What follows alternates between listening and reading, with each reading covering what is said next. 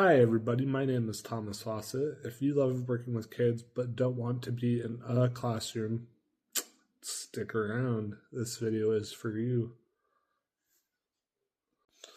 Most people think it's teaching or nothing, and so I really wanted to clear up that confusion with you by mentioning to you some alternative jobs and some alternative options just to teaching that you could look into that might be beneficial to your skill set and to help avoid burnout, because I know burnout can happen and it's important to think about it when you're applying to certain things, as well as just what some districts expect. And so I was also going to include some different pictures, like screenshots anyway, of some school districts around me that you could apply to if you're living in Utah right now.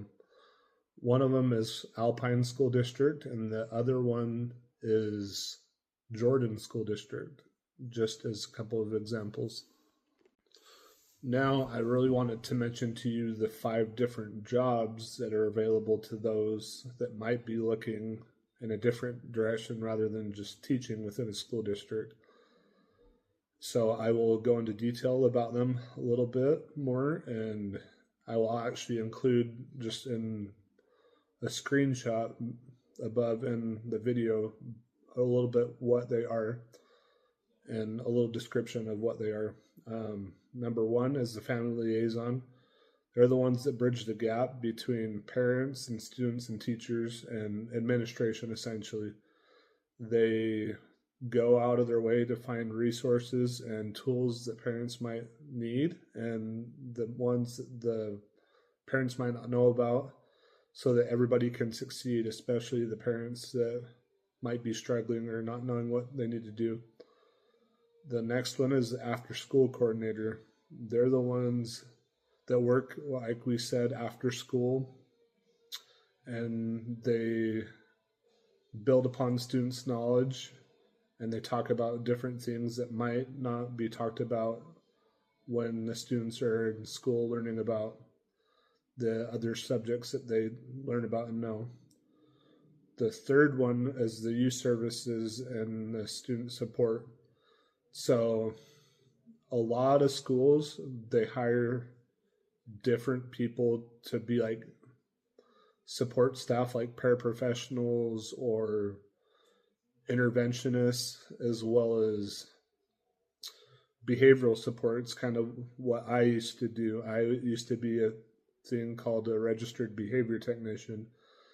And sometimes they hire those people in schools to help regulate behavior and help keep students on track based on the behavior needs and the needs of the school.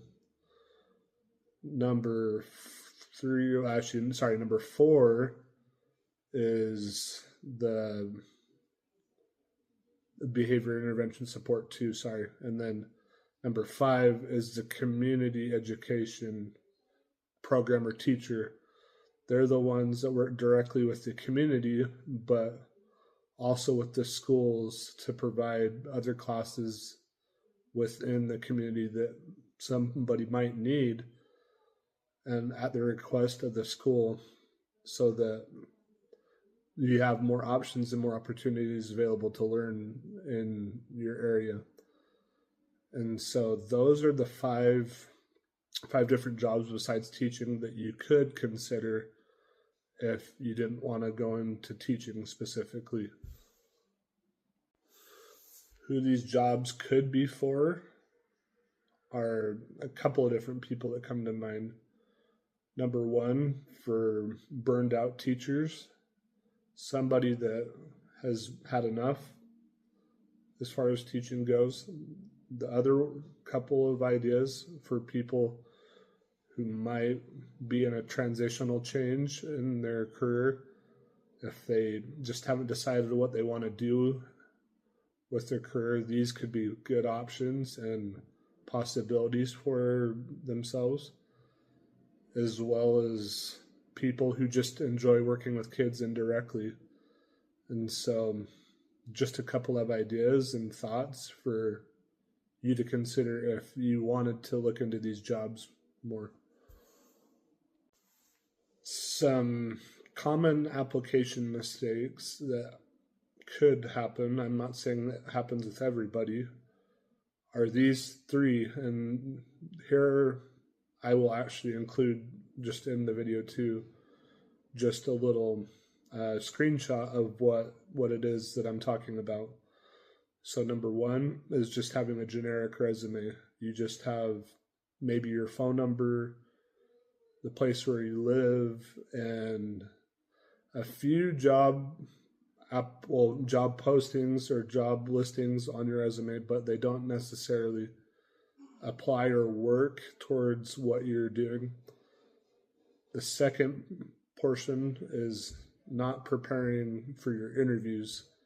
That is another red flag that could potentially hinder you from getting the job. And so you might have to do your homework, understand what the school needs, as well as maybe their mission statement, or find out what the administration is working towards like a goal or a mission statement that you can look at as well. And then the last one is just ignoring district instructions. They might have some specific instructions that you need to follow, and sometimes people could get tripped up with that. So I also wanted to mention in the video, if you do need help, I'd be happy to help you fill out a little bit more of your resume. You would just have to DM me and include it within a comment, and I'd be happy to reach back out to you and help you with your resume or a job application that you might be struggling with. So to summarize the last couple of bits before we wrap up this video, this video is basically to describe and help those out that might need some alternatives to teaching but still want to work with kids. Basically, just like yours truly, right? I felt like I was in that boat, and then I decided to create this YouTube channel to help these people, and you specifically, if you're watching this, to give you some ideas to help you out. And also, like I mentioned, I do appreciate you watching and listening. It helps me out, and it helps give me ideas and helps me improve. I also wanted to mention to you that I do have that option to help you out with that job application or resume that you might be struggling with, because I know how hard it can be, and I want to make it easier on you. So next week, I actually will go into detail about what happened to me as a teacher and why I'm not a full-time teacher, but a substitute actually right now in my spare time. But tune in next week, and I hope and pray that you subscribe to my YouTube channel, because I do want to keep making this content for you.